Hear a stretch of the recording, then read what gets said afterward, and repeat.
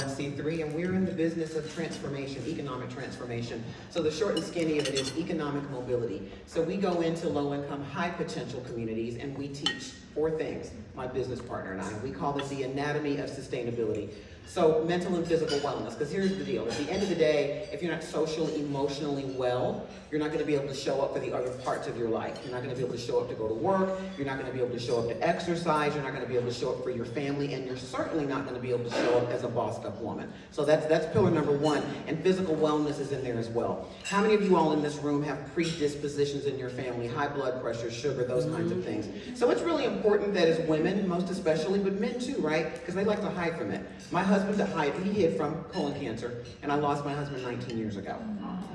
Because when the doctor found the mass, he said the mass was about 10 years old. And David had not done his colonoscopies the way we had been driving him to do. So anyway, back to community sustainability and enterprise. So physical and mental wellness, number 1. Educational attainment is pillar number 2. At the end of the day, you got to be a subject matter expert at something. Each of you, many of you that I've met, you're subject matter experts at something, right? So whether that means you go to college, doesn't necessarily mean you got to get a 4-year degree now, because you can go and get certifications. You got Goodwill, you've got the technical college system of Georgia that's absolutely phenomenal. So that's pillar number 2, because we want people to love what they do what they love, but they got to know who they are before they can find that thing they love, right? And then pillar number 3 is workforce career development. As I've been making my way around and talking to many of you, what we've discovered is those degreed individuals, those individuals who knew what they wanted to do, they've got law degrees, they're CPAs, they're killing it, they're doing the daggone thing.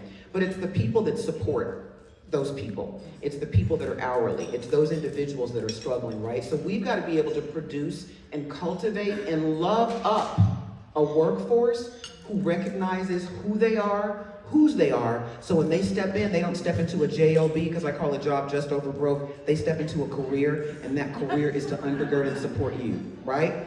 So that's workforce career development, being employable. And then pillar number 4 is financial literacy and capability.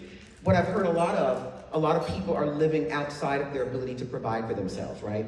So wouldn't this be a novel concept? If we had groomed people and taught them how to rise up to the maximum capacity of their capabilities, right? So that they're literally earning a livable wage plus, so that literally they've grown commensurate with the price of homes. Wouldn't that be pretty awesome? So financial literacy and capability are pillar number 4. So we call those the anatomy of sustainability. So that's what we